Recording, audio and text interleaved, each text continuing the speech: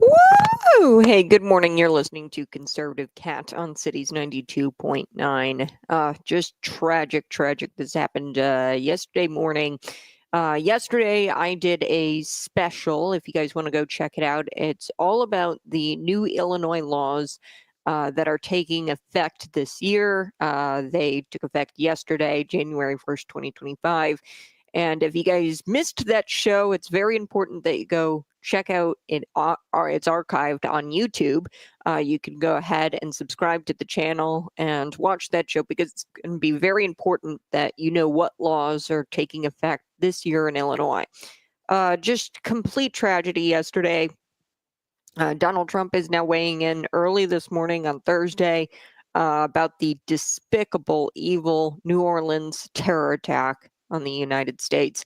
And he said it's a disaster. He said that we are the laughing stock all over the world.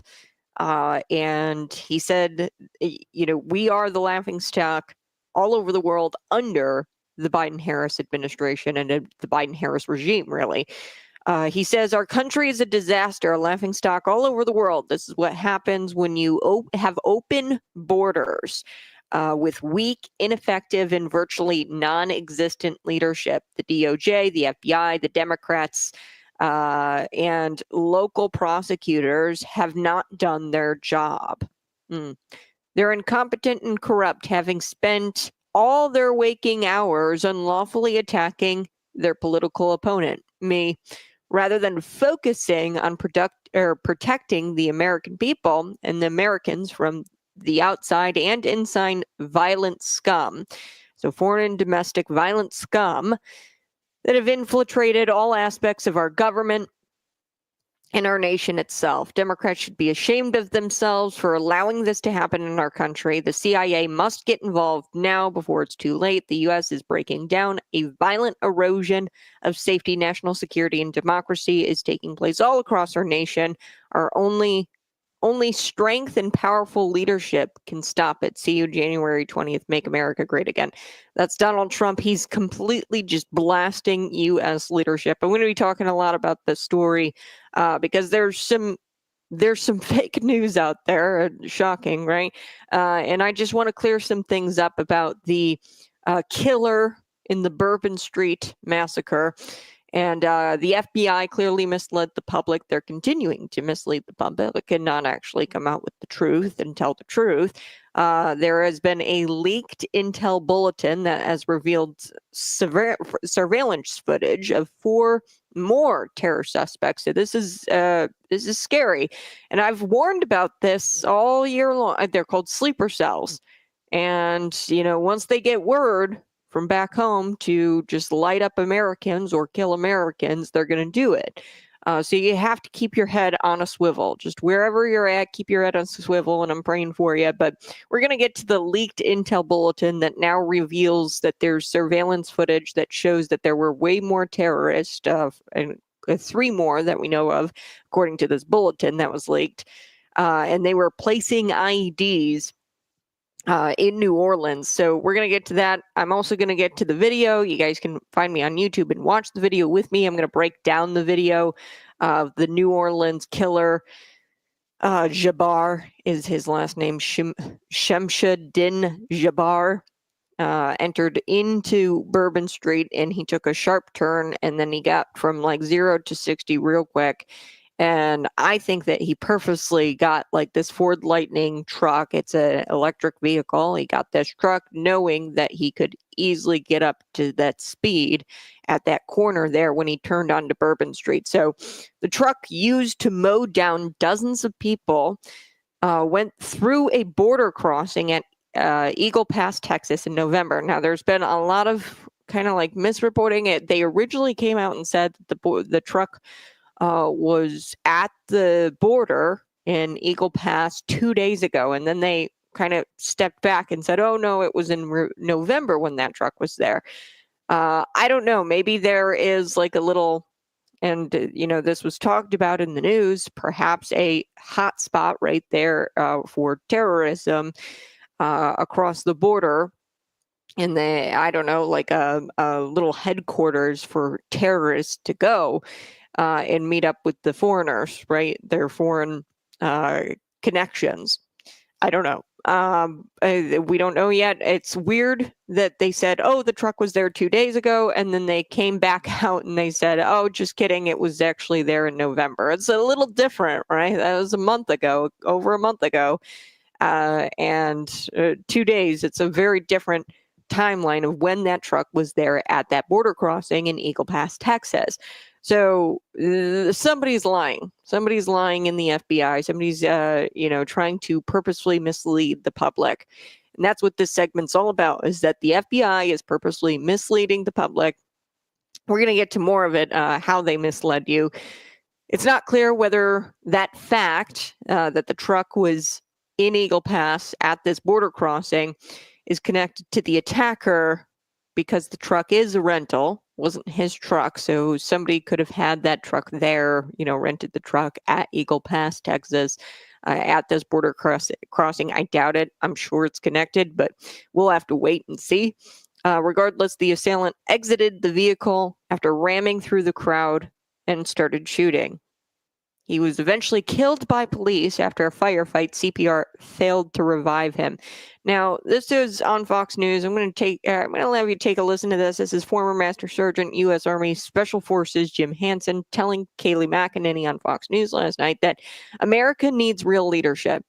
Bottom line, America needs real leadership. Take a listen to this clip. Here we go. Across the mouth. Yeah, Jim, I want to call attention for our viewers to this live image here on the screen. You see the SWAT team there, and they are outside the suspect's house in Houston. I mean, they are working around the clock. IEDs, I'm sure they've looked at those to see if there's any DNA evidence, who could be involved. You see there, the SWAT team, they have to be very cautious, very careful right now because, hey, he could have an IED in there. He could have planned for a secondary attack much later. What are your thoughts as you look at this image?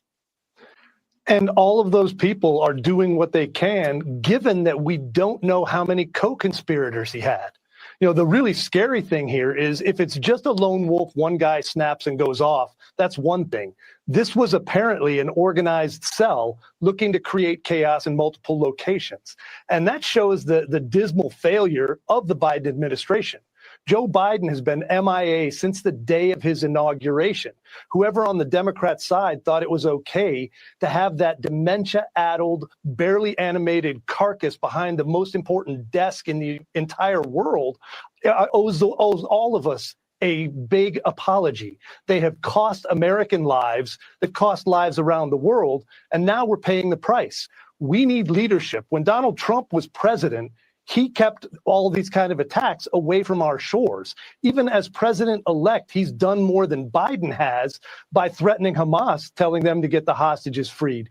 We need that kind of leadership, and I hope we can survive the upcoming 19 days until we get it.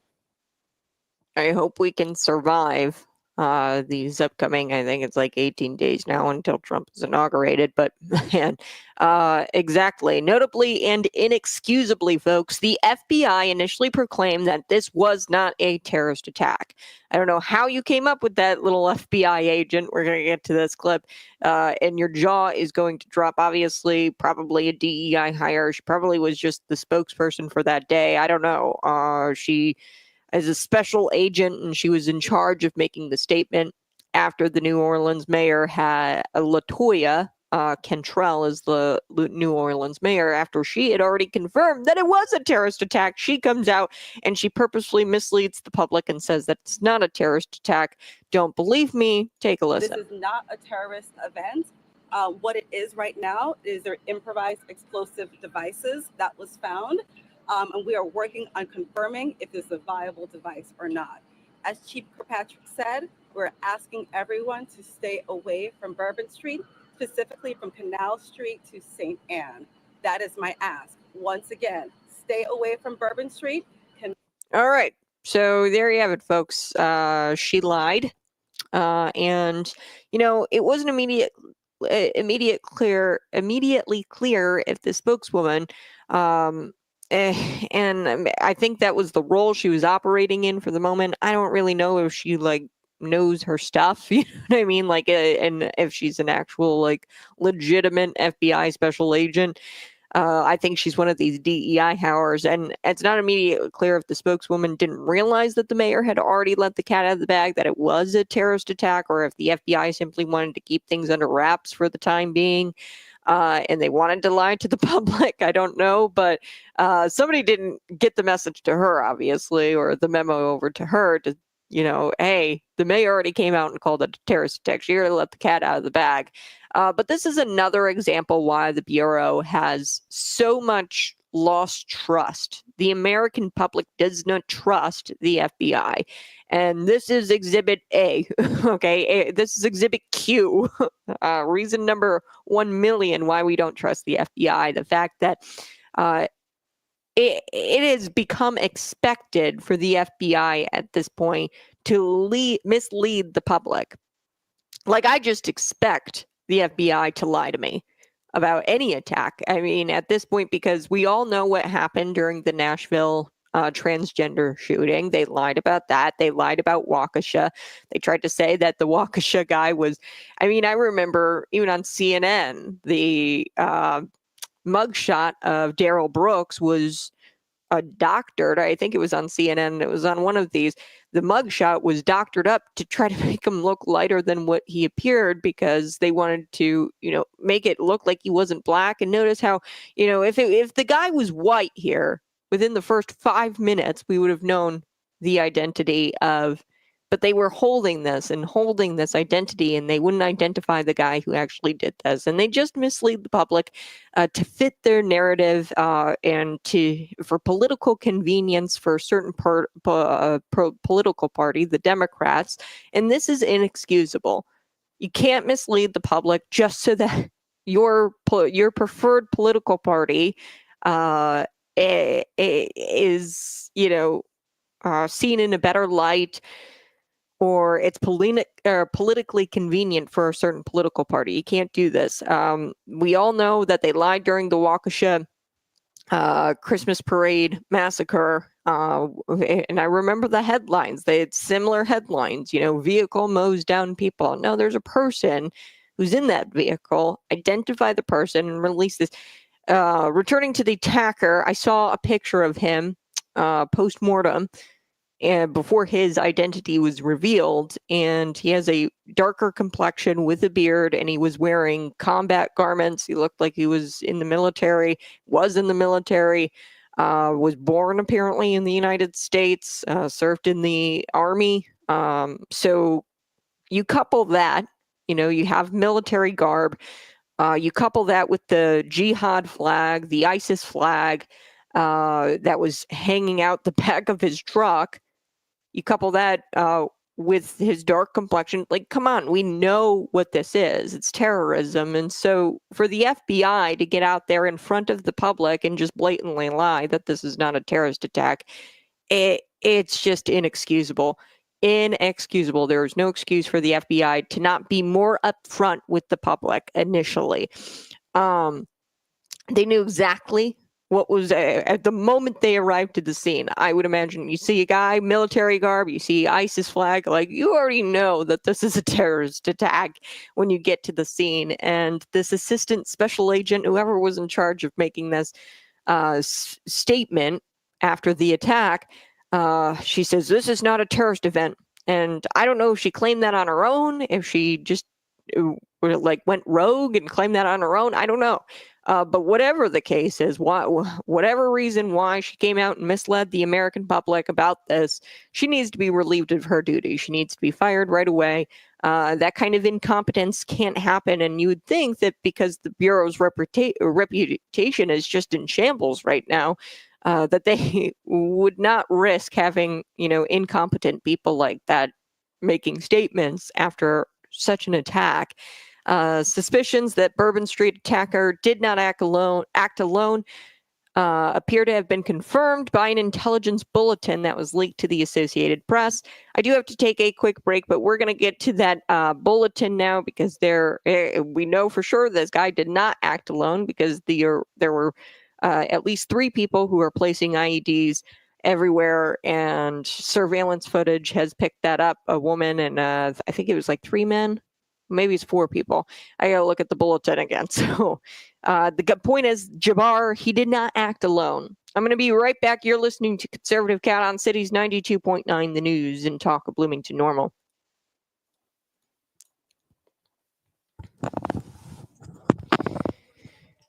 All the things conservatives get flagged for, and they can identify a jihadist exactly. I mean, the ISIS flag, whatever it is, like, you get to that scene, you see the jihadist flag or the, ISIS flag, whatever it is. The first thought in my head is not, oh, this is not a terrorist event. And to come out there and say that, in the very early hours of this, as an FBI special agent, that it's just incompetence. Really, I think she's a DEI hire. And there might have been like a couple of email chains back and forth where they said, hey, maybe we should withhold this fact about him being a terrorist. And that might be why she came out and said that the FBI wanted to withhold this, but she didn't already realize that the mayor had come out and said that, yes, it is a terrorist attack. So this just goes to show you that they purposefully lie to the public. And if she went rogue and just did it herself, that's gross incompetence, and the Bureau should fire her and relieve her of her duties right away. Because you don't want somebody like that on the FBI, somebody who blatantly just, misleads and lies, even if it was on accident, right? You don't want somebody like that because your reputation is already so damaged. You can't have somebody like that on your team. So they're busy working on a cover-up. Yeah. I've never seen something like this be so slow. Like, it literally took all day to just get a little bit of information. I remember the Waukesha Christmas Parade Massacre, where Darrell Brooks mowed down people, and we knew a lot about him prior to. They reported a lot of mistruths about him, but they have kind of kept this hush, hush, hush. They've tried to keep this very hush, hush, which is concerning. Now, it might just be because it's politically inconvenient for the Biden administration, but at this point, he's already on his way out, so I don't know why they'd be keeping this so hush-hush. We are going to get to this intel bulletin that was leaked. Pipe bombs were also found in the vehicle. The devices were wired for remote detonation, and a corresponding remote control was discovered inside the vehicle. Surveillance footage captured 3 men and a woman, so 4 people, placing one of the multiple IEDs. So there's multiple IEDs that were placed by these people, 3 men and a woman. He didn't act alone.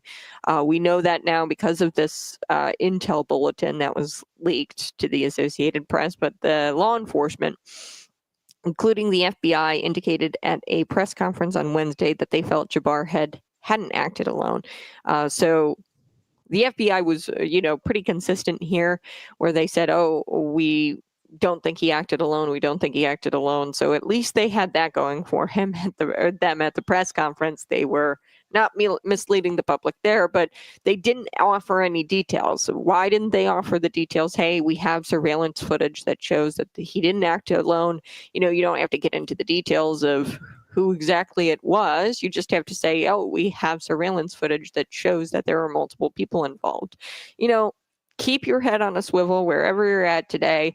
That's the takeaway from today's show, is just keep your head on a swivel, because you have to, what's the word? Just keep yourself accountable, responsible for your life. Don't rely on these wingbats and these idiots who will purposefully mislead you and try to downplay what's going on here.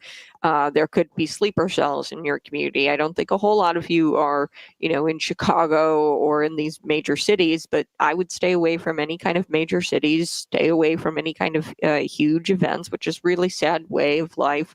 It's sad that I have to, talk about this and say, oh, you have to keep your head on a swivel and maybe avoid large crowds. But until Donald Trump gets in, until this is all sorted out, I'm laying low.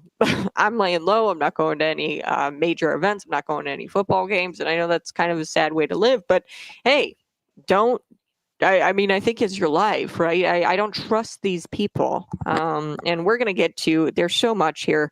The barricades, the security barriers that they were supposed to install, apparently They had taken out these security barriers, and they were going to replace them ahead of the Super Bowl, but they didn't get to that, and they didn't actually replace them, and they had taken them out already, and they had put like cop cars there and everything, but obviously that was not good enough because he just kind of swerved around the cop car, which, I mean, he could have easily swerved around these security barriers as well. But it's weird, right? I mean, I'm not going to say that somebody's on the inside, but clearly maybe the terrorist knew that those security barriers were under construction or weren't installed, and he chose this weak this weak point of the I don't even really know what was going on that day, New Year's celebration in New Orleans. You know, he chose this weak security point because he knew that those, I don't know if he knew, but it's kind of odd, right? We're going to be right back. Smash that like button, share this out with your friends, and be sure to subscribe to the channel. We'll be right back.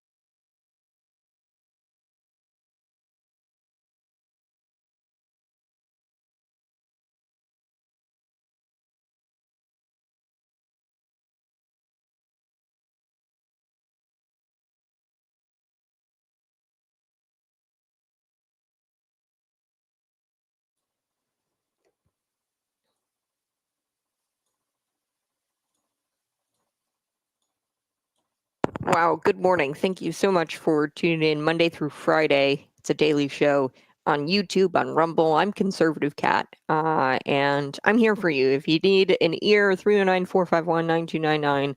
I'm here for you. I'm praying for you. Keep your head on a swivel. Keep your head on a swivel. I've talked about these all year long. I've talked about these actually since I've been on the air, 2022.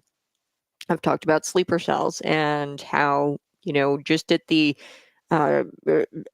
quick text message, right? A quick text message could alert a lot of these jihadists, alert a lot of these foreign nationals to wage a war or an attack against Americans. And, I'm avoiding big areas, big cities. I'm avoiding big crowds, and I think you should too. I'm just saying that as a friend. So the questions are all out there. I mean, there's so many questions that remain. Now, I do want to get into this intel bulletin, like I said before I took the break. There's this intel bulletin on the terror attack. There's leak intelligence bulletin providing something more concrete than the FBI did at their press conference yesterday. I watched a little bit of it, and they said that they felt Jabbar, this terrorist, hadn't acted alone in the press conference, but they didn't offer any more details about this. Okay, so at least 15 people are dead, more injured. The assailant had an ISIS flag in the truck. We talked about how the FBI misled the public in the very beginning. She came out, the special agent, and said, oh, it wasn't a terrorist event. That's kind of silly. The guy was in military garb. If you arrived to that scene, automatically you're going to think terrorism because he had an ISIS flag in the back of his truck, military garb, IEDs, bombs, pipe bombs, all of this. So, I mean, the first thing that you should think when you're on that scene is this is a terrorist attack. So this intel bulletin on the terror attack said pipe bombs were found in the vehicle. The devices were wired to for remote detonation. And the corresponding remote control was discovered inside the vehicle. Surveillance footage captured 3 men and a woman placing one of the multiple IEDs. So there were multiple people here. We're talking 4 people, possibly more, on surveillance footage who were placing these IEDs. He didn't act alone. Guns and pipe bombs were found in the suspect's vehicle, according to the Louisiana State Police. Intelligence bulletin obtained by the Associated Press. So the FBI said other potential explosive devices were also located in the French Quarter. And according to the intelligence bulletin, surveillance footage showed 3 men and a woman placing one of the multiple improvised explosive devices.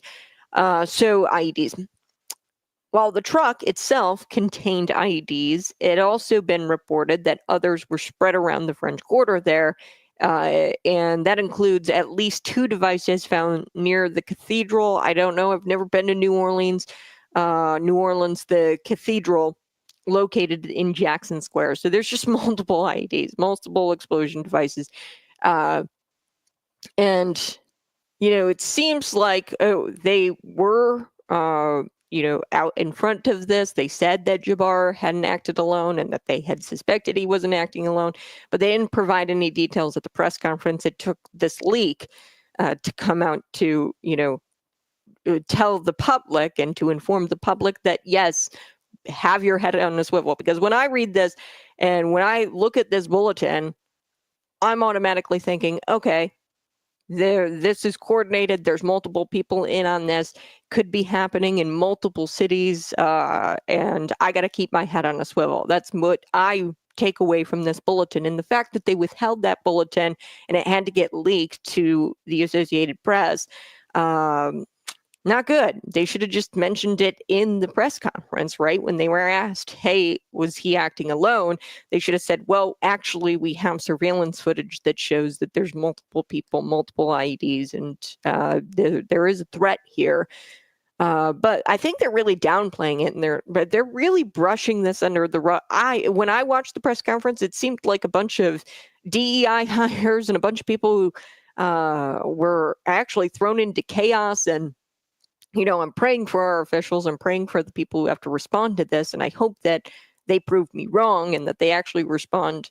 But I don't know. I'm with Trump on this one. I'm blasting the Democrats. I'm blasting the DOJ, the FBI. I'm blasting all of the leadership. We have open borders. The local prosecutors should be doing their job.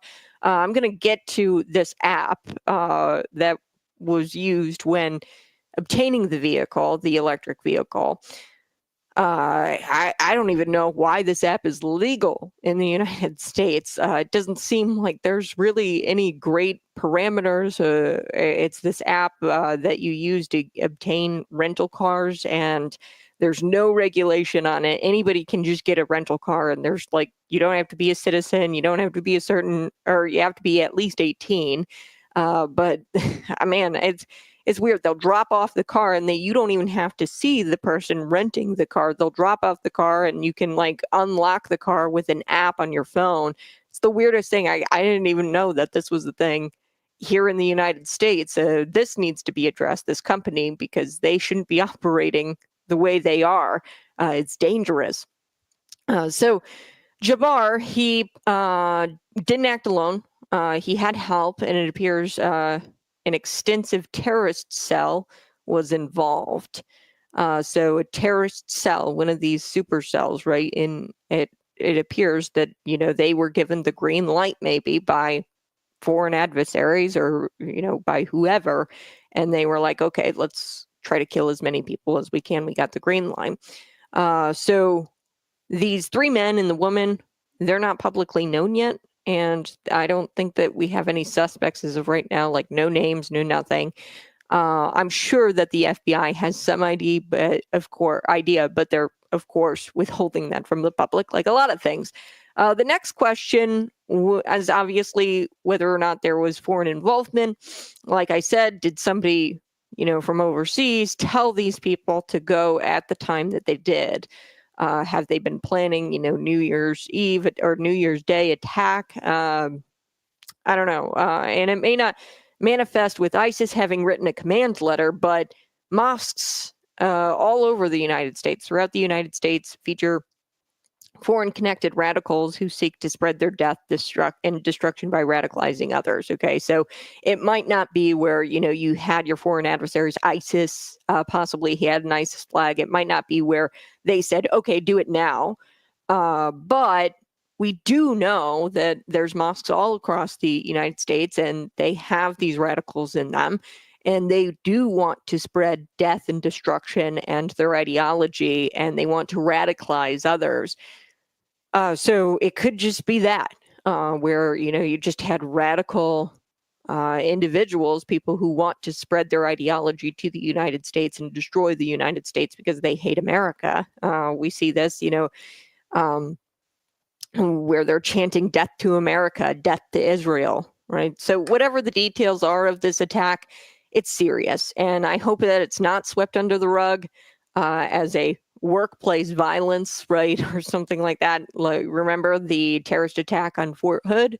That was kind of brushed under the rug. I hope that that doesn't happen here. The cat is out of the bag. This was a terrorist attack, and the FBI and the Biden administration need to be completely transparent with the public.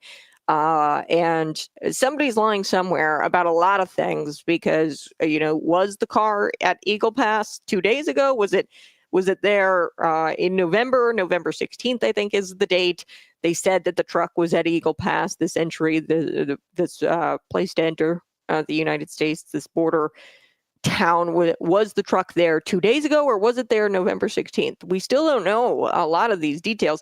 A number of civilian videos are out there circulating on Twitter, and I'm going to get to one of them because I'll talk about how Jabbar entered Canal Street, or how he was going through Canal Street. Then he makes an abrupt turn onto Bourbon Street here, where that massacre had happened.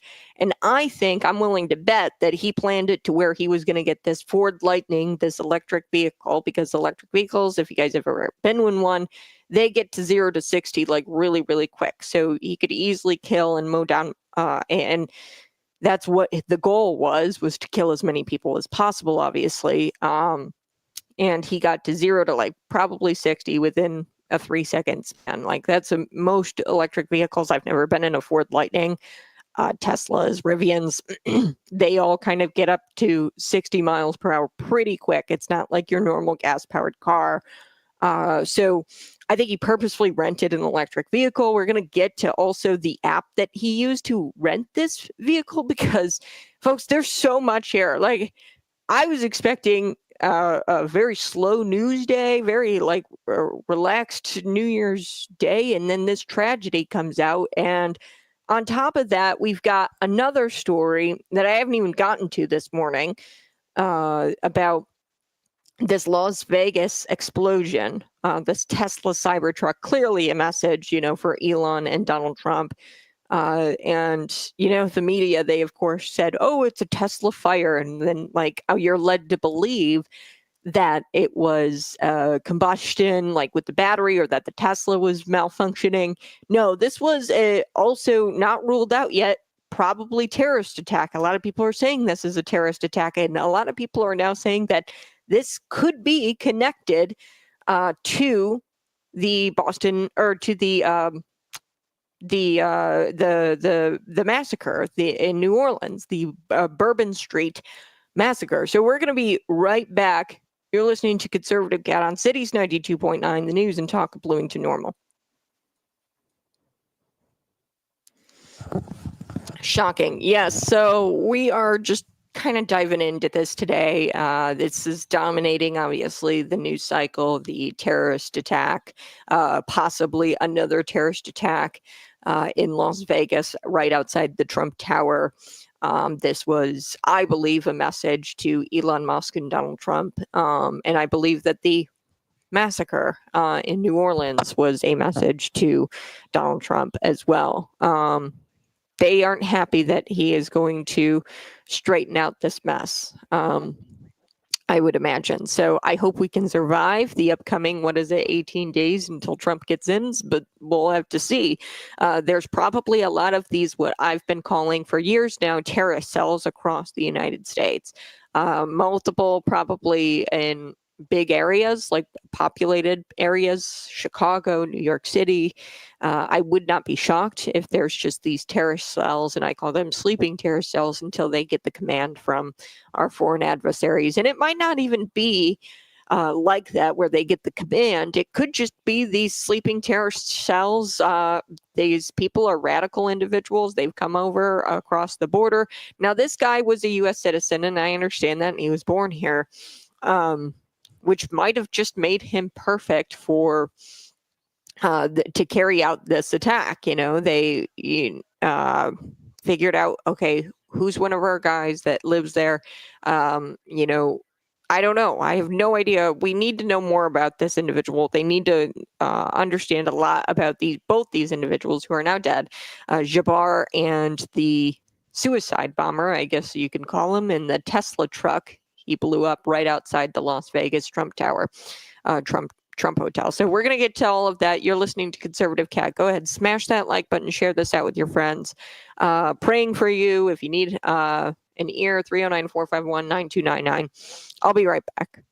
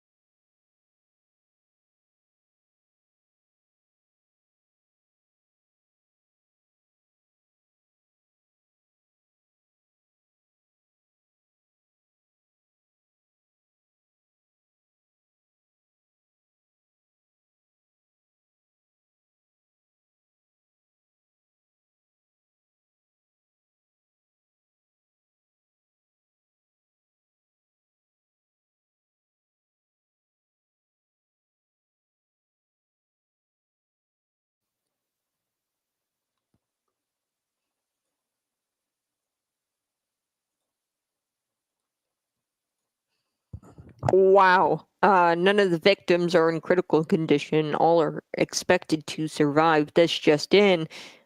Shooting took place. At least 10 people, mainly teenagers, were injured in a mass shooting outside of a nightclub in Queens on Wednesday night. So last night, this is incredible. A group of 4 men fired at least 30 gunshots into a crowd gathered near this nightclub. And it was a private event. Oh boy. Now I don't know if they're investigating this as terrorism. I've seen a couple of things that they're investigating this as possibly gang related. They could be investigating this as terrorism. I've seen a few things. This is a really new story. It obviously just happened last night. But like I said, keep your head on a swivel, folks. These stories should shock you. It shouldn't shock you. I've been telling you this for years now, since 2022, that there are these things called terrorist cells here in the United States, and we shouldn't be shocked when they're activated. Either by an ISIS command or whatever, foreign adversary command, or they're just radicals who want to cause destruction and spread their ideology across the United States and radicalize others. This is really sad and tragic. Now, I don't know, there's multiple sources here. I don't know if they're investigating this one as a terrorist attack. But I've seen a few things. 2 things. One was gang related. One was a terrorist attack. I saw an article out of the New York Post, and then a different article. It was 911 breaking, and they said that, hey, this is being investigated as a terrorist attack. Or, you've got CBS, I think, reporting that it's a gang related act, or that the cops are investigating as gang related activity. I don't know.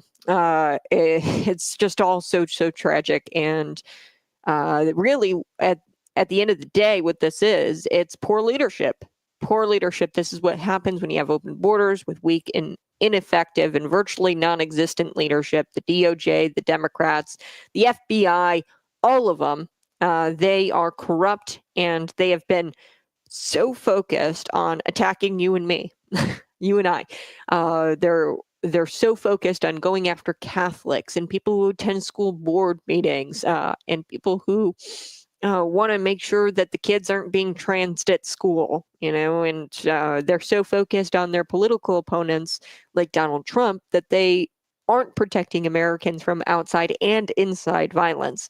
Whether this was gang activity or it was terrorism in New York, I don't know, but bottom line, it's outside, inside violence, and they're not being protected. The law-abiding American citizens are not being protected. In fact, they're being prosecuted.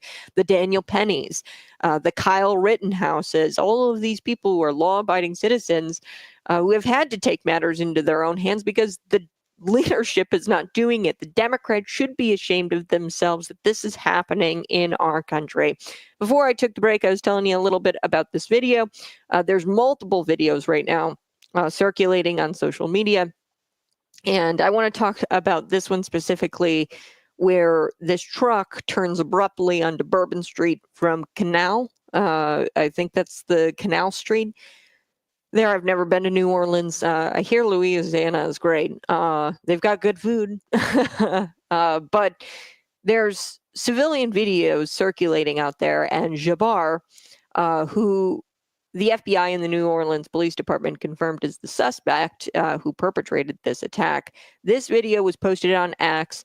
It captures the white Ford Lightning-looking truck driven by Jabbar entering through Canal Street and making an abrupt turn onto Bourbon Street. And I think that he purposely rented an electric vehicle. If you guys want, I can share the video with you here on social media, YouTube, Facebook, Twitter, and Rumble. You guys can see it there. But he got this Ford Lightning, I think, specifically to try to get to 0 to 100 real quick, because those electric vehicles tend to do that, where they've got a real fast pickup speed. So I'd imagine that that's what the goal here was to get as much speed as possible. So you guys can watch the video on YouTube. He takes a real abrupt turn there. Not to mention, there's so many other questions that remain. There are these security barriers that are not in place. Okay, so they're like these big cylinder-looking block things that are in the ground. It's kind of like what's outside of Walmart. You got these big blocks that are inside the ground to kind of avoid people driving into Walmart, and it's going to stop people from driving into a Walmart and killing lots of people through the front door there. Okay, so many questions remain. The first being, why were those security barriers not in place? They took them out. They said that they were going to replace them. And, was it just public sector incompetence? Maybe. According to local media, the city was in the midst of replacing them ahead of the Super Bowl. And this, in fact, gave Jabbar an advantage point, obviously, in gaining access. Now, he did go around the cop car that they put there. They put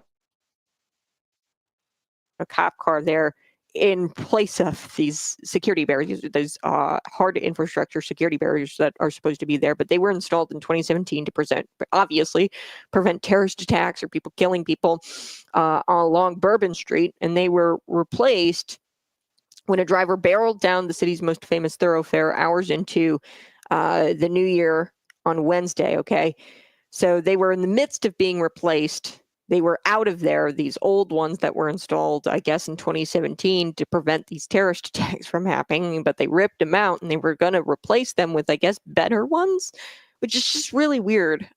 These removable stainless steel security barriers are designed to securely be locked in at each crosswalk along Bourbon Street between Canal and St. Anne Streets.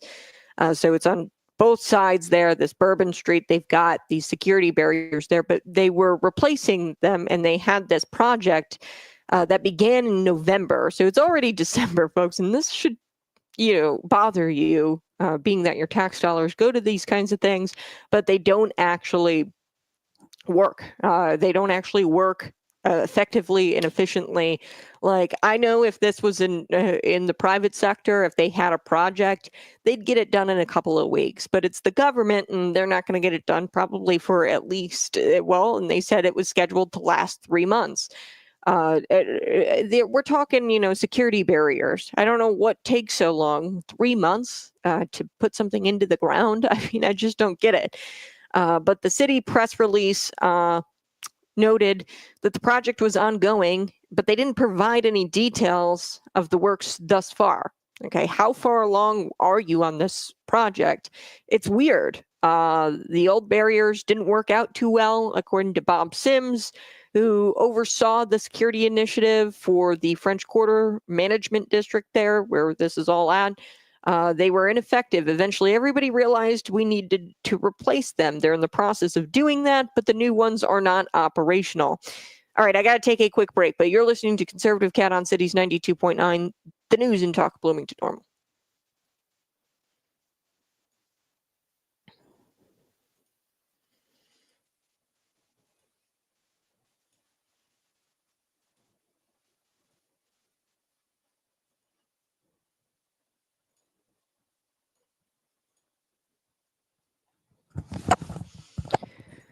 Okay, so hopefully you guys can see this. Let me kind of move this over a little bit and maybe you can see it a little bit better. It's kind of tough to see, but you've got this guy. Check out that Ford Lightning right there, the white one.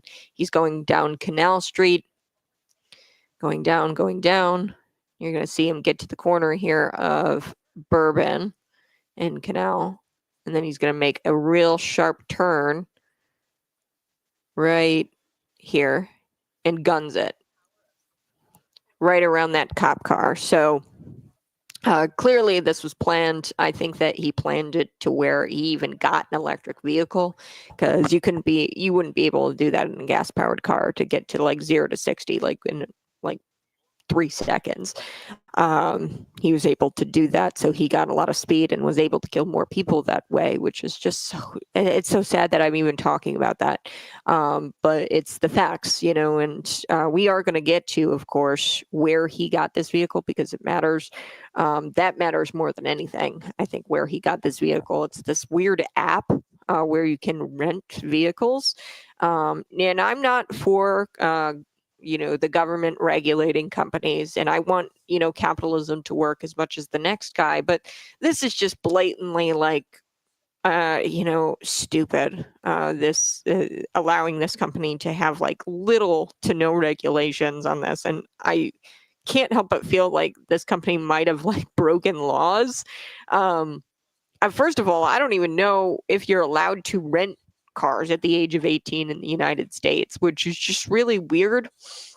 When I tried to rent a car at the age of 18 through a different service and not the Turo company, it's like a Turo app.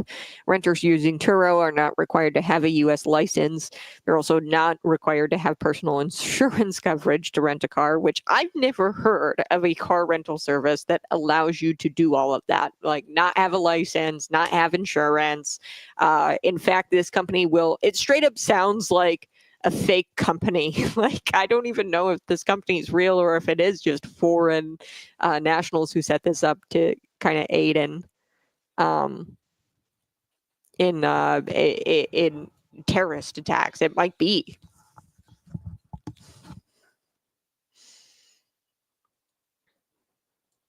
Hey, good morning, Sudu. Appreciate you tuning in each and every single day. Now, we are going to be talking about this Turo app. It doesn't even really sound real, this company, and I think that there should definitely be more regulations. This is the first time I will be calling for regulations when it comes to companies, and I'm not for the government regulating companies. I believe in capitalism. I think it's a great thing. But this company allows, you don't need a U.S. license, you don't need insurance, nothing to rent a car. I tried to rent a car when I was like 18, 19 years old at the airport. I went on a trip. And I tried to rent a car and I can't, and through this car rental service because I wasn't like 21, I think is the age where you can rent a car. But apparently through this Turo app, you just have to be 18. Then you also don't need you do need a valid driver's license, but you don't need to prove like your citizenship or anything like that. This guy was a U.S. citizen, by the way, I guess born here and everything. So we're going to get to this company because it matters not only in this story with the Bourbon Street massacre, but it also matters in the Cybertruck explosion that happened outside the Trump International Hotel in Las Vegas on New Year's Day. They have a connection. It's this car sharing app, Turo. It's really weird. I've never heard of this platform, but it allows users to rent vehicles from trusted hosts that are registered with the site. So users, they punch in their location and they're presented with a variety of different cars that they can rent in the area. And in fact, some people from Turo will drop off the car and you don't even have to see somebody face to face to rent them that car. So this person could have rented it from Turo. This Bourbon Street guy could have rented it from Turo, and they didn't even see somebody from Turo give them the car. This is just like really weird. You can drive it to this person, and this person doesn't have to be physically there. You can drop it off at a location, and then you can unlock the car from the app. It's weird platform. I've never heard of it before. We're going to get to all of it here on Conservative Cat. Just a busy news day with the Cybertruck explosion, not to mention there was also a shooting in New York. So much is going on. I'll be right back to break it all down for you.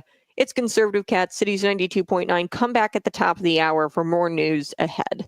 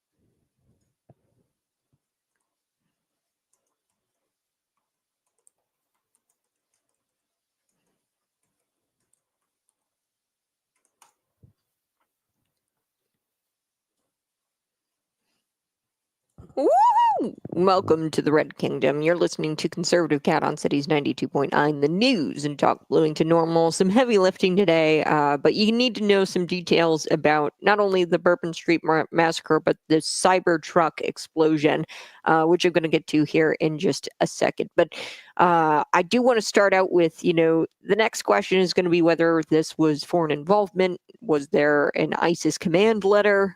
Did they send a text message to these people and say, hey, kill as many people as possible in New Orleans? I don't know.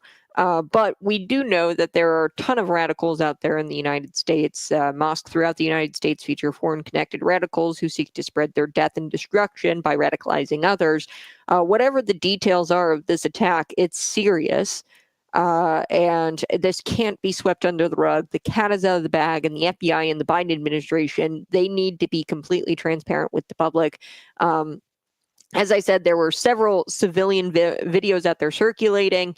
Jabbar, he obviously made this abrupt turn onto Bourbon Street with this Ford Lightning-looking truck.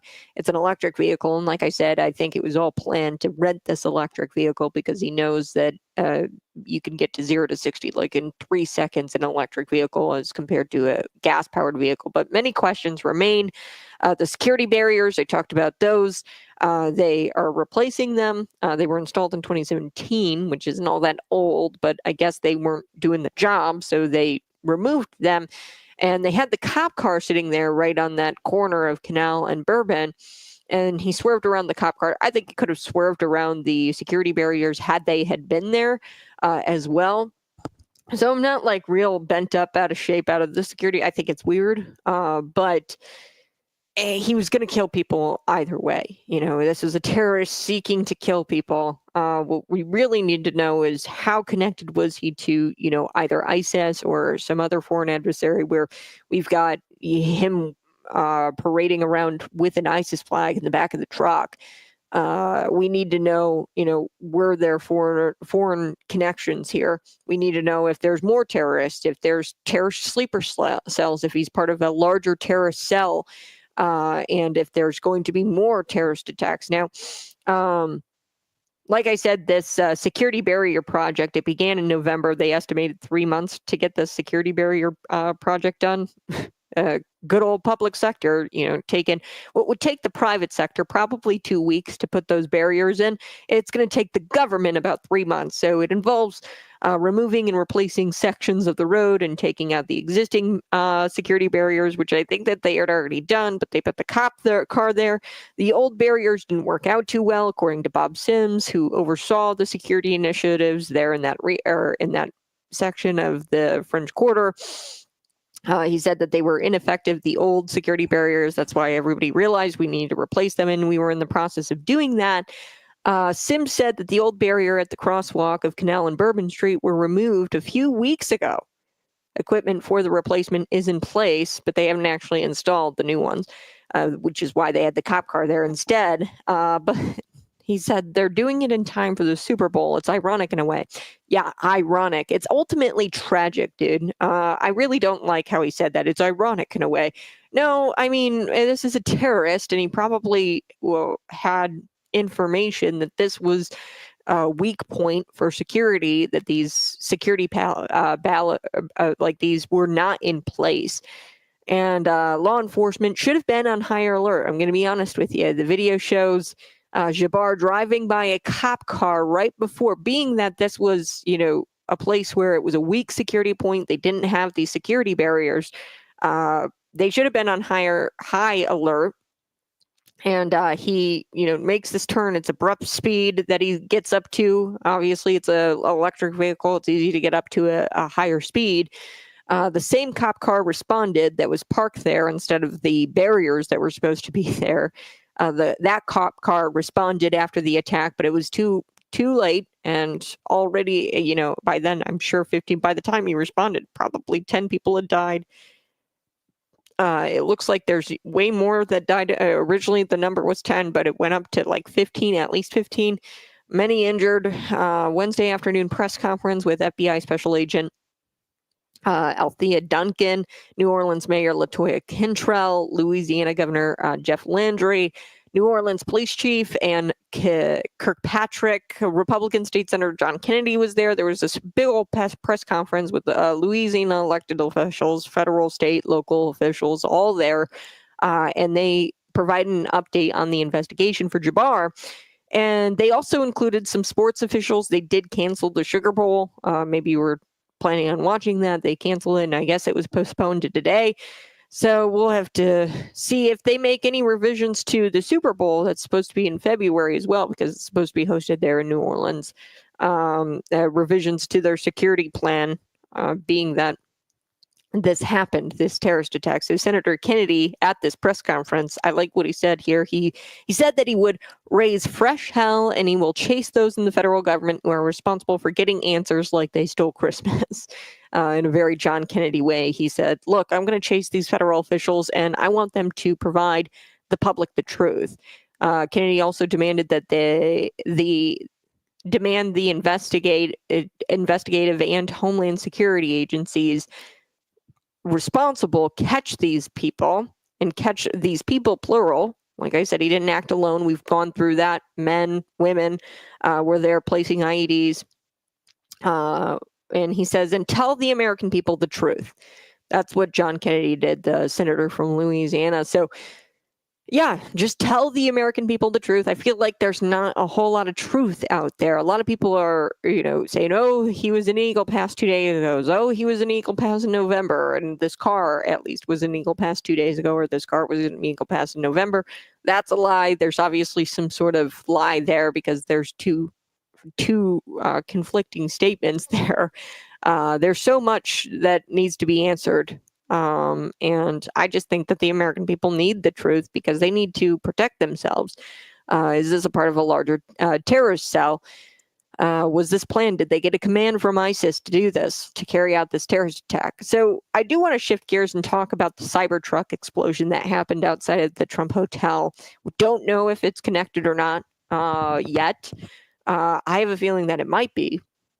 I'll tell you why here in just a second. But the media, they first started talking about this explosion of the Tesla Cybertruck, and they called it a fire. They termed it a fire in an electric vehicle. So automatically, we know that the electric vehicles, they randomly catch on fire a lot of the time. That happened at Rivian, actually, in the parking lot.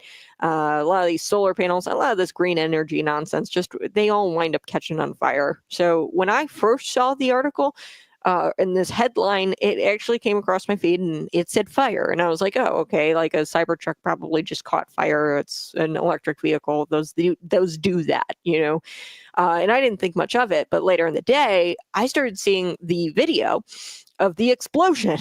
And then I was like, okay, this is clearly not a fire. This was fireworks. And it did turn out to be fireworks, actually. But from the start, it was an explosion, not just a fire. And the police were called because people actually were calling the police saying that they heard blast and they heard an explosion. Okay, so to come out and call it a fire, just completely misleading. Mainstream media, shame on you. The Associated Press came out with some sort of one person killed in a electric vehicle fire or something like that. That was the sentiment of their headline. And yes, one person was killed. It was the guy, the suicide bomber, who tried to kill people, I would imagine, because you should see what was all in the trunk of this Cybertruck. So now, after a further briefing by the authorities in Las Vegas, we are getting way more information about this explosion. And we can thank the construction of the vehicle as to why not a whole lot of people got hurt. Just the suicide bomber got hurt and, got hurt. He died. Okay. And the police said most of the force of the explosion went up rather than out because of the construction of the vehicle. So yay, Elon Musk, for building a awesome car. Never been in a Cybertruck, but they look kind of cool. They're a little ugly. I'm going to be honest. They look cool. I would never be caught in one because I think that they kind of look really bulky and weird. Weird, but cool. But the law enforcement official said that the Cybertruck actually helped contain the explosion. So that's great news. Everything that was in the back of this Cybertruck tells me that this individual, the suicide bomber, had planned to kill a lot of people outside Trump International Hotel. This was clearly a message for Elon Musk and Donald Trump. Like, make no mistake, they chose the location, they chose the car very, very specifically. So it's a political message, definitely a political message. Is it an act of terror? I don't know. That hasn't been ruled out yet. So let's take a listen here to the officials talking about how the construction of the Cybertruck actually contained the blast, and it caused the blast to go up rather than out. Take a listen. What I also would like you to pay attention to on that video, as you see that, it looks like the exterior of that truck is completely intact as it sits there. The fact that this was a Cybertruck really limited the damage that occurred inside of the valet, because it had most of the blast go up through the truck and out. In fact, if you look on that video, you'll see that the front glass doors at the Trump hotel were not even broken by that blast, which they were parked directly in front of. You can see that in the video there. But I also would like you to pay attention to on. Okay. So we know that the blast was contained because the truck is well made. I do want to share this with you. This is law enforcement talking about how what they found in the truck, in the Cybertruck, actually led them to believe that this was not your simple vehicle fire. This was not the electric vehicle fire that everybody was reporting on. This was actually an explosion, and we know that because of the fuel canisters and these large firework mortars where you launch the fireworks out of. They were in the back of the truck. So take a listen to this one. Here we go. So the individual that was in that truck is obviously deceased, still in the truck as we speak here today. Our fire department folks, Engine 12, a number of others, you'll hear from one of the fire chiefs here in just a moment, arrived very quickly along with my officers. And obviously we knew that we had a much larger event than just a vehicle fire. And so there's going to be a drone video that plays to my left again. You'll see as the fire initially, they covered it with the tarp to try to get it to go out. Once the fire went out through the suppression efforts of the fire department, you'll see some of the evidence in the back of the vehicle. So those are gasoline canisters. They are camp fuel canisters and large firework mortars. Okay, so if you're on YouTube, you can definitely see the materials in the back of the truck. This definitely tells me this was not a fire, like it was originally reported by the AP. A ton of stuff created this huge explosion, and we're really, truly, truly lucky that not more people were severely hurt or dead. The official said that there is a name floating around there of a suspect. I haven't seen the name yet, and nothing has been confirmed. But they have traced the truck to a rental app called Turo, and I'm going to talk about that. But it was rented in Colorado, and the person who had rented this obviously used the Turo app.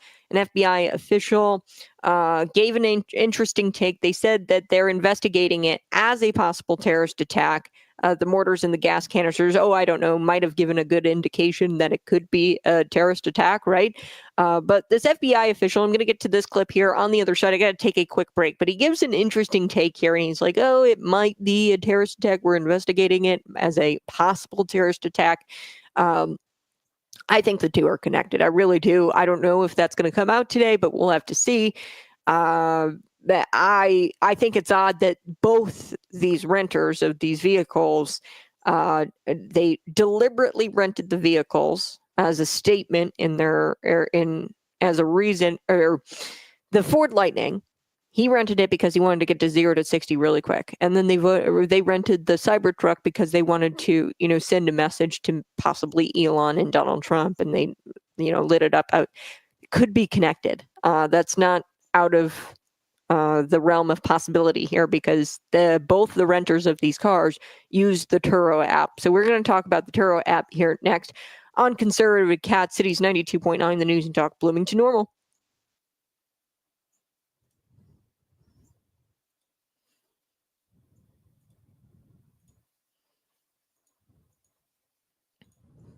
Hey, smash that like button, share this out with your friends. Let me get to your busy comment section.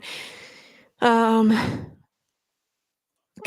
in the truck. So what? The FBI fighting for their livelihood. They want you to think this is because of Donald Trump. Yeah. Yeah, I don't know. I think that, because of Donald Trump, it might be, it might have been planned this way. I don't know. I know that let me put on my tinfoil hat here for a second. The open borders. Really weird that they kept this, and I've always said that it's a Democrat voter drive to get more people to vote for Democrats. Hey, we're going to give you this $2,000 luxury apartment on taxpayer dime. You don't have to pay a single penny for it. In exchange, I want you to vote for me in the next election, right? Or register to vote, and whatever. Even if you don't vote in this election, I want you to register to vote and bog down these voter rolls and make it easier to steal the election. I've always thought that that's kind of their goal here, but nobody really asked the question, why the open borders? Why would you want open borders? Why are they pro open borders? Because we know it's not because, oh, no human is illegal or this is the compassionate thing to do. It's actually very incompassionate to allow people to come to this country illegally because they have to, get human smugglers to smuggle them across the border. Once they're here, they have to resort to illegal activity in order to obtain jobs, employment. And a lot of people are trafficked over the border. Trying to get here. A lot of people die even trying to get here, crossing these dangerous rivers, and people getting sick just to make the trek to the United States. Very incompassionate thing to do is to say, oh, just come to the United States. Our border is open. Very, very incompassionate. And incompassionate to the rest of the world because you're depriving people or you're depriving these countries of people who could possibly turn their countries around. I've always taken that position on illegal immigration. Hey, you're depriving these countries, these third world countries, people or countries that are not as great as the United States people. If everybody just comes here, we're not going to have a world. Okay. It's just going to be the United States and everybody's going to live here. You have to, have a world. And if everybody wants to come to the United States and comes to the United States, then there are going to be no other countries. Right. But these sleeper cells is what I've called them in years past, these terrorist cells.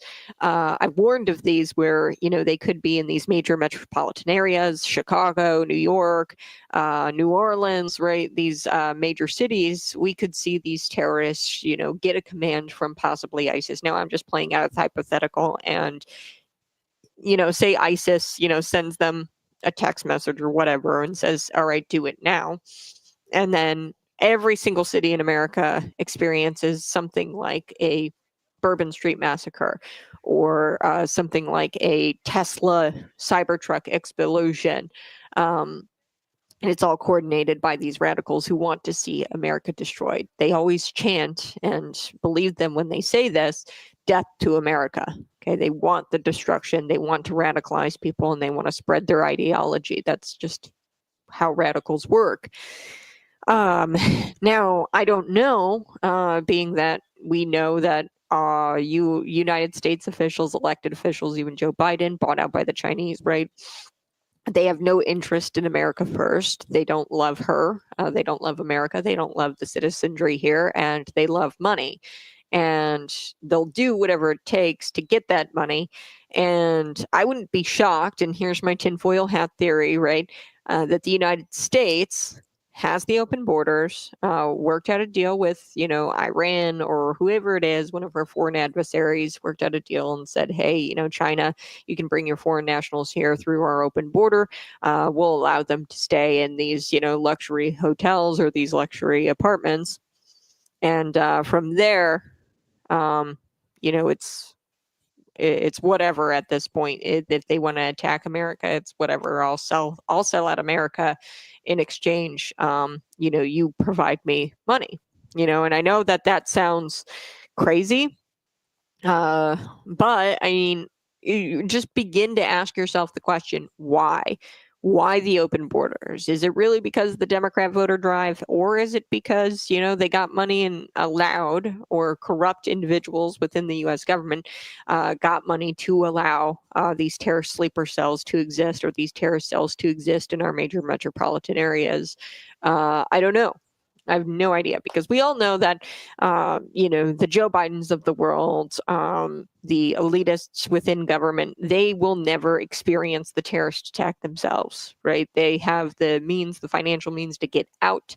And they have security around them, protective details around them. They will never get hurt. The people who get hurt are the people who were there on Bourbon Street that day. The people who get hurt were possibly the ones who were outside of the Trump International Hotel.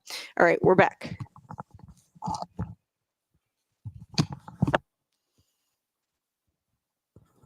Hey, good morning. I so do appreciate you tuning in each and every single day. Heavy lifting today, very heavy lifting, but I'm doing my best to provide you all of the facts about these two possible terrorist attacks. Well, we know the one was a terrorist attack on Bourbon Street, but this one is being investigated possibly as a terrorist attack, as a possible terrorist attack. And before I took the break, I was telling you about an FBI official.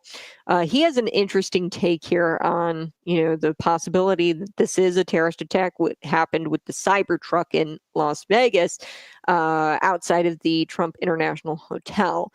The Trump Tower. So this FBI official gave an interesting take. They've already said that they're investigating this as a possible terrorist attack. There were mortars, gas canisters. They clearly wanted a large explosion. The suicide bomber, he was dead inside of the car. And, I think it's a good indication that this was a terror attack, obviously.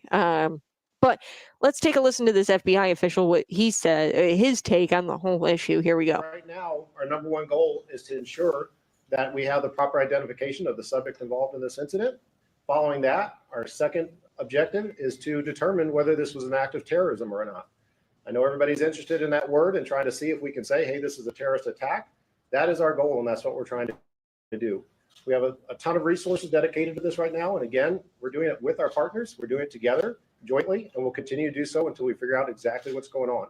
I think most importantly, as the sheriff already mentioned, we believe this is an isolated incident. We do not believe that there is a bunch of folks out there supporting this or helping this, and we don't believe that there's any other danger to the community right now. But again, over the next few hours and days, we will continue to do our best to research that as much as we can and get to the bottom of this, and we won't stop until we're 100% certain as to what happened and why.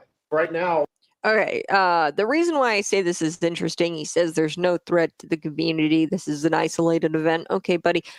You're investigating this as a possible terrorist attack. How can you be certain and for sure that there is no danger or further danger to the community if you haven't ruled out that this was, in fact, a terrorist attack? Okay, if you haven't said yes or no that this was a terrorist attack, how can you say that there is no threat to the community? If it's a terrorist attack, there is a threat to the community. Okay. So yeah, really, really wild stuff here from this FBI agent or FBI official. They're looking to see if they had the proper identification of the suspect. So we don't know the name of the suspect. I've been looking for it all morning. If you guys can find it, 309-451-9299. I haven't been able to find it yet, so they haven't released that name. He said that they're looking into determining if it's terrorism, adding that he believed that it was an isolated event and didn't think that there was any danger to the community. Don't know how you can say those two things in the same breath. Okay, it's terrorism, and if it's terrorism, then it's not an isolated incident, and it's not like if it's terrorism, there is more danger to the community, and it suggests that that is a lingering danger to the community. So Elon Musk, his team is looking into the Cybertruck explosion. They've been looking into it, and he revealed that yes, it was fireworks, it was a bomb, it was not a malfunction.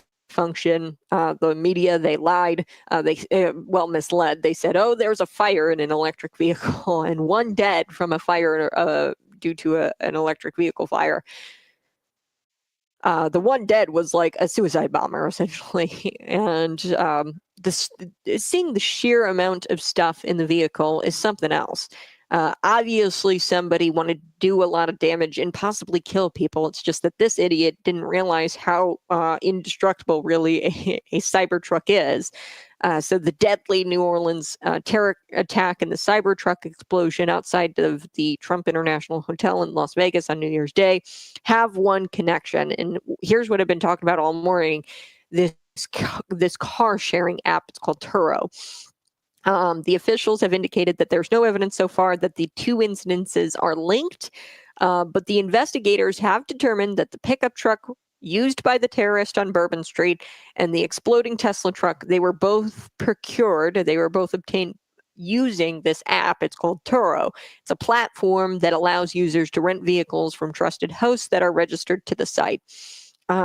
Users punch in their location and they're presented with a bunch of rentable cars in the area, from sports cars to minivans and everything in between. Okay, so there's plenty of cars out there to select. These cars both were deliberate. Obviously, a political message for Trump and Elon outside of the Trump International Hotel. And then the Ford Lightning truck that he used, he wanted to get to 0 to 60 as fast as he could so he could kill the most people. The renters using Turo are not required to have a United States license. Okay, now here in the state of Illinois, we know that illegal immigrants can obtain a license, a driver's license, but not necessarily a U.S. license, not necessarily like have to be a U.S. citizen to obtain a license.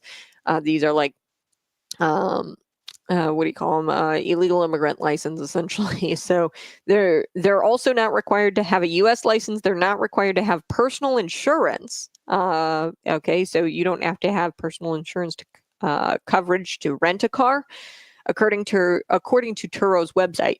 So I don't know about you. Have you ever rented a car and like not had like to have like insurance or a U.S. citizenship? Like, I just think it's really weird that you don't need insurance. Turo said in a statement that insurance is automatically provided on every trip by the company, which is just weird. Why would you want that liability as a company?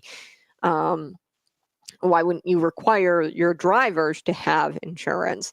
It's probably just so, more people can use Turo, but, you're doing that at the expense of possibly, having to cover an exploding Cybertruck, which is not going to be cheap. Why in the world would a company be all for that liability? It doesn't make a whole lot of sense as a business model, which tells me I don't know how legitimate Turo is.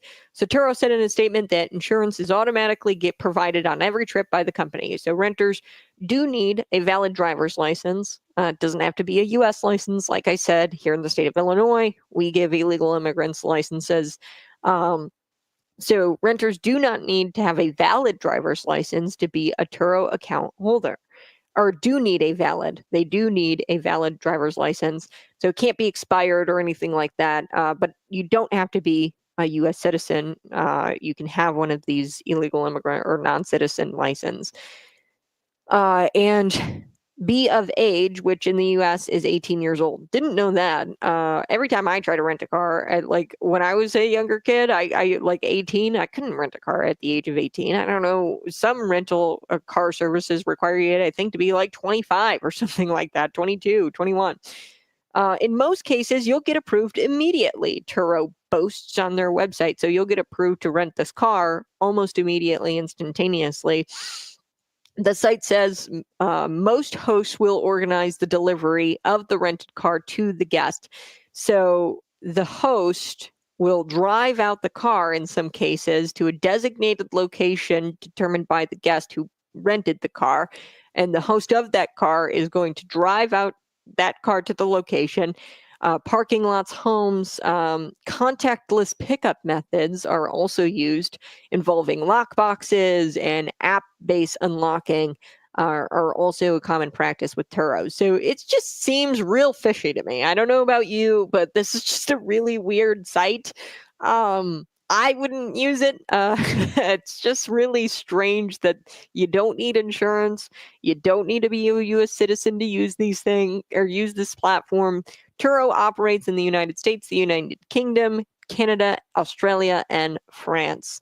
Jabbar, he killed at least 15 people. We know that, injured 30 plus more New Year's Eve in the early morning. And authorities said Jabbar used the Turo app to rent this Ford electric pickup truck. And he executed the terror attack with this Ford electric pickup truck that he rented using Turo. Who else rented using Turo? The guy who bombed this Tesla Cybertruck outside of the International Hotel in Las Vegas, killing the suicide bomber, I guess I'm going to call him. The Cybertruck was rented using a Turo app, according to law enforcement. No arrests have been made in connection to the Tesla truck explosion, which is being investigated as a possible terror attack. We know this, act of terror. Here is the statement from the Turo spokesperson. Are you ready? We are heartbroken by the violence perpetrated in New Orleans and Las Vegas, and our prayers are with the victims and the family. We are actively partnering with law enforcement authorities as they investigate both incidences, the Turo spokesperson said in a statement to the New York Post. So we do believe that either renter, we do not believe, that's what the spokesperson had also said here, we do not believe that either renter involved in the Las Vegas and New Orleans attacks had a criminal background that would have identified them as a security threat, and therefore they wouldn't have been approved, right, obviously, if they were deemed a security threat by the app Turo or by the people at Turo. But you're instantaneously approved for these rentals, these car rentals, using this app. They boast about it on their website, okay? So it's just really fishy. It's weird. I think that they might be connected. We probably will find that out later today. Go ahead, find me on YouTube, smash that like button, share this out with your friends, subscribe to the channel. I'm going to be back on the other side here, and we're going to be talking a little bit more about this story here next on Conservative Cat.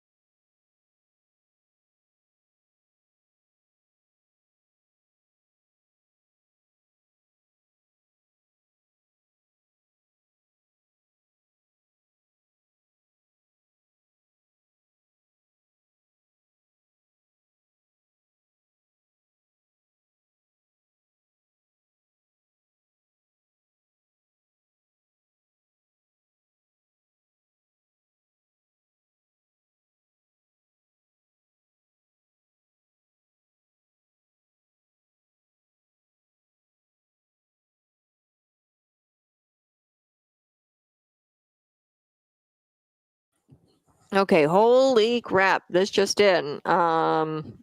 This is breaking news as of an hour or so ago. So I'm going to talk about this. This is the New Year's Day attacks in Las Vegas and New Orleans have shocked the nation, leaving investigators scrambling to understand the connections, if any, between two U.S. Army veterans responsible for this carnage and for the chaos. Okay, so this is shocking stuff, folks. Matthew Livelsberger, I hope I'm saying that right. Now, we know that the New Orleans shooter, or the New Orleans guy who mowed down people with the Ford Lightning, he was like early 40s. This guy is 37 years old. He's an Army veteran, just like this Jabbar fellow. So allegedly rented a Cybertruck in Colorado Springs, where he resides, before driving it to Nevada. Authorities reported he loaded the vehicle with firework, mortars, gasoline cans, and other flammable materials on Wednesday morning. Matthew detonated Leifelsberger, detonated the vehicle outside of the Trump International Hotel in Las Vegas. The explosion killed him instantly and injured 7 others. So there are injuries. Okay, 7 others were injured, leaving the scene in chaos, and bystanders fled from the massive fireball of plume of smoke. So there's this large fire. 7 people injured. I did not know that. Bringing you this now, I didn't see that detail. Both incidences, they share haunting parallels. Both of the bird perpetrators, like I said, military backgrounds. He's early 40s. This guy's 37. I think he's 42. I gotta look that up. But early 40s for sure, and military backgrounds, and their use of rented vehicles and acts of calculated destruction.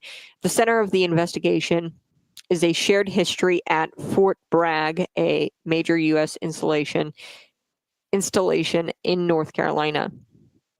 Both Leifelsberger, the suspect of the Las Vegas Tesla Cybertruck explosion, and Shamsud-Din Jabbar, 42, the driver of the New Orleans truck rampage, served at Fort Bragg during their military careers. So at this point, I mean, this has got to be connected, right? I mean, there's no way this is a coincidence.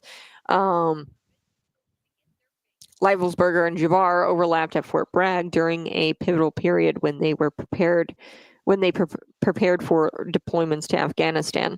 Jabbar served in Afghanistan from 2009 to 2010, working in human resources and IT. Leifelsberger's specific role at Fort Bragg remains under investigation, but officials confirmed he was stationed there during the same time frame. So he was stationed in Afghanistan as well, and we don't really know what his specific role was in the military. According to a LinkedIn profile, Leifelsberger appeared to have been a Special Forces Green Beret. Weird. Very weird. So weird. Okay, he's a white guy, Matthew Leifelsberger, 37 years old. So weird. I don't know. Just getting this out there, trying to help you understand what's going on. Another chilling similarity I just went through, the Turo app, a popular peer-to-peer car-sharing platform. Similarly, Jabbar, he rented a Ford F-150 Lightning pickup truck through the same platform, and he used it to plow down crowds on Bourbon Street, killing 15 and injuring dozens. His vehicle was later found to contain firearms, pipe bombs, remote control explosive devices. Despite background checks, neither man was flagged as a potential threat. Turo has since stated that there are no indications that these men had criminal histories that would have prevented them from getting the vehicle. So Vegas guy is not Middle Eastern. There you go. Yeah, I would have suspected perhaps, if this was ISIS, but they both served in Afghanistan, which is, something to take into consideration.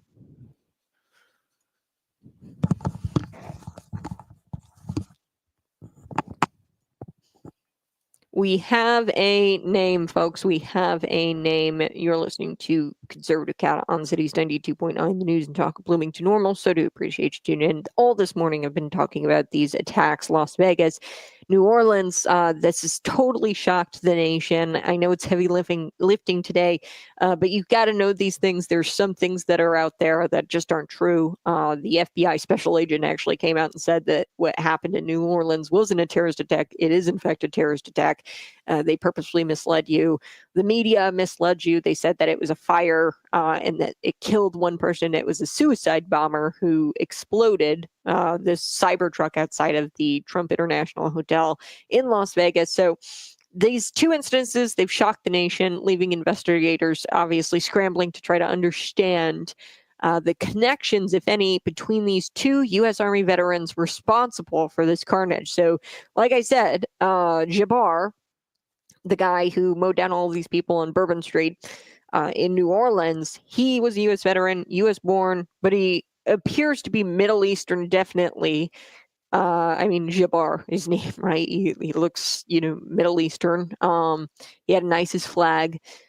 Now we have Matthew Leibelsberger. He's age 37. They're approximately both the same age, I think early 40s for Jabbar. This guy's 37. He's an Army veteran, allegedly rented this Cybertruck in Colorado Springs where he resides before driving it to Nevada. Authorities report that he loaded the vehicle up with firework mortars, gasoline cans, and other flammable materials. We talked about that this morning. Now, on Wednesday morning, Leibelsberger, he detonated the vehicle outside the Trump International Hotel in Las Vegas. The explosion killed him instantly and injured 7 others. Now, I didn't know about the injuries here, people injured. From what I understood up to this point, I thought nobody was injured, that the Cybertruck had contained it enough, and there was only 1 person dead, but 7 people were injured in this explosion. And there were tons of people who led the scene. There was this massive fireball, plume of smoke. Both instances, they have haunting parallels. We just talked about one with the whole Turo ride-sharing thing. But there's another piece to this. They both served at Fort Bragg, a major U.S. Army installation in North Carolina. So here we go.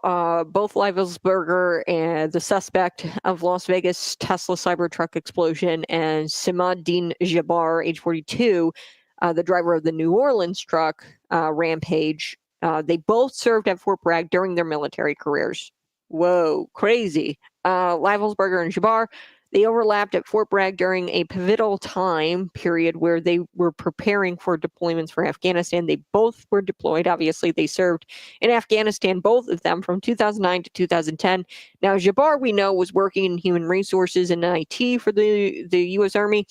But Leibelsberger, we're not sure what he was doing. Officials confirmed that he was stationed there during that same time frame, and he was serving alongside Jabbar, obviously. So according to his LinkedIn profile, Leibelsberger, the guy of the Cybertruck explosion, appears to have been a Special Forces Green Beret, according to his LinkedIn. Wow. They both rented vehicles, like I said, from this Turo app. This is a peer-to-peer car sharing platform. Similarly, Jabbar, he rented the Ford F-150 Lightning pickup truck through the same platform, and he used it to plow through the crowds, killing 15, injuring dozens more. The vehicle was later found to contain firearms, pipe bombs, remote-controlled explosive devices. Despite background checks on both these individuals, because I guess Turo does do background checks, Turo stated that there were no indications of criminal histories that would have prevented them from obtaining these rentals and getting these cars. Calculated acts of terror, folks. Both attacks were obviously carefully planned. They're sending political messages. Like, it's no coincidence that this Las Vegas one was Elon Musk's truck outside of the Trump International Hotel. Come on, give me a break. It's definitely politically motivated. And then you've got the Ford Lightning, specifically, I think, definitely. He used this Ford Lightning. He needed to get up to 60 miles, and I'm just pulling miles per hour out here, these figures. I don't know what kind of miles he got up to, but he wanted to get up to speed quickly so that way he could kill more people. So it was a deliberate, I think, decision to rent an electric vehicle. He used to plow over these crowds. Very calculated. Leibelsberger's Cybertruck was packed with a combination of flammable materials, creating this devastating explosion. Video evidence showed charred gas cans and firework mortars in the truck's remains, suggesting that he intended to maximize the blast impact. Don't know if he was just stupid or what, but these trucks are kind of indestructible, and it caused the blast, being that the Cybertruck is constructed in a certain way, caused the blast to go up, not out. In New Orleans, Jabbar's truck not only rammed into crowds, but it also concealed pipe bombs wired for remote detonation. Investigators found an Islamic State flag attached to his vehicle, an ISIS flag.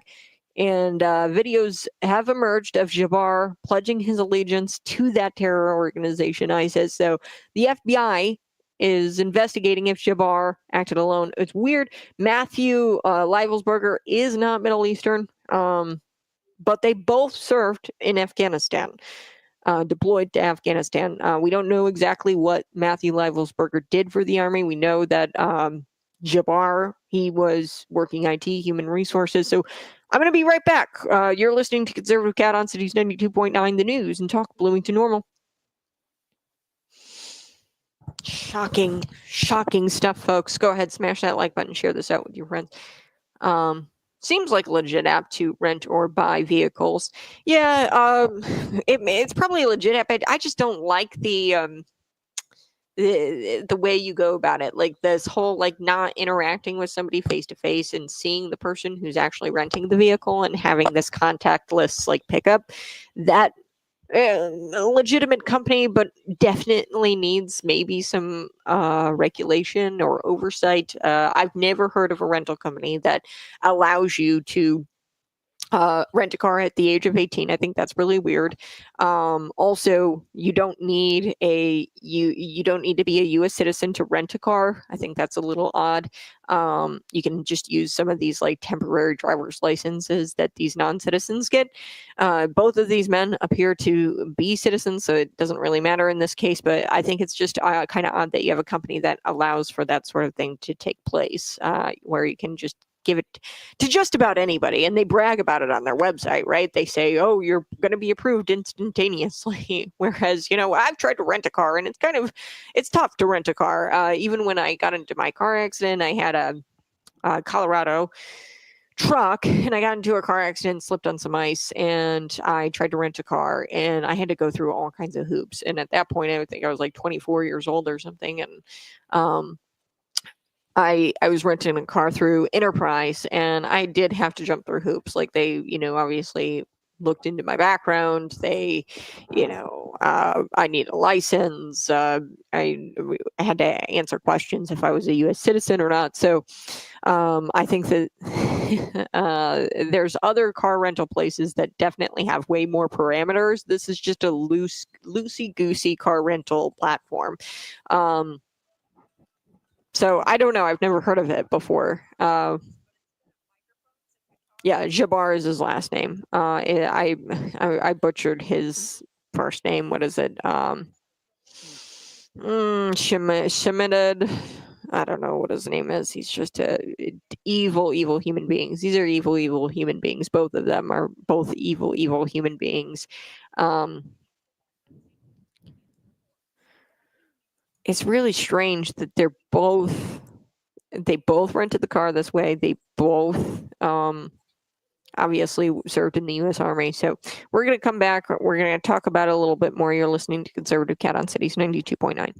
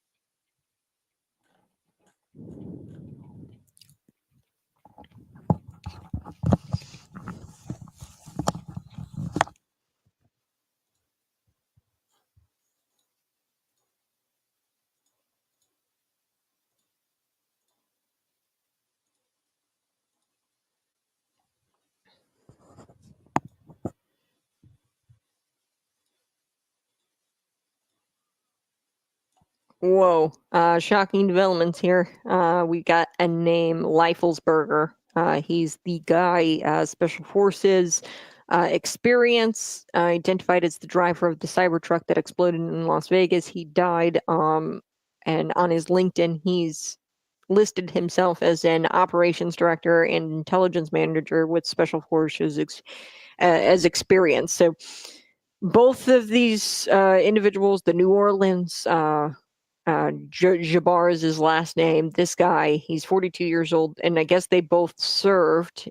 Fort Bragg they were stationed there, and then they were deployed to Afghanistan. This is actually incredible. I can't believe that there's this many haunting parallels between these two stories, these two instances.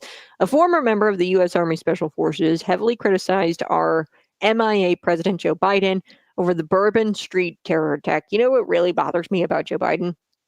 When he gets out and the press asks him questions and he doesn't take off his damn sunglasses. That really bothers me, especially when you're being asked about a terror attack that killed 15 people and injured several more, and you're questioned about these things, and you don't even take off the damn aviators. It just bothers me so much. But he openly wondered if America could survive until President Donald Trump takes office. Jim Hansen, he was on Fox News with host Kayleigh McEnany, who's filling in on the first episode of Jesse Waters' Primetime for 2025.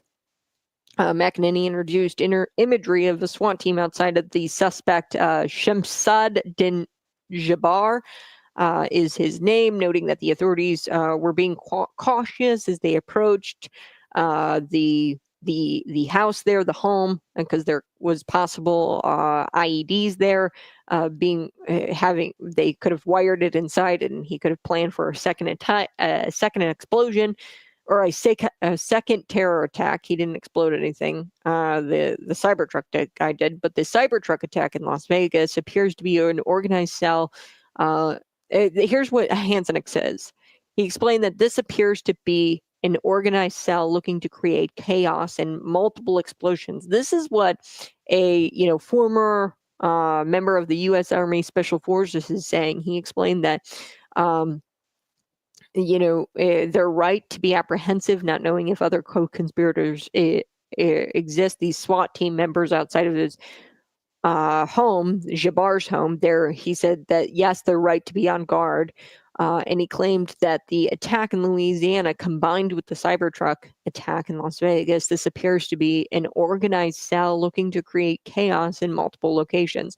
Are we done yet? Are we looking at a week of possible terrorist attacks? Now, there was something that happened at a New York nightclub last night. Nobody seems to have died from that incident, but we'll have to see because there's just so much misreporting out there. There's reporting that that's gang-related activity, but then there's also reporting that could be a suspected terrorist event as well. What are we to expect in the coming days here?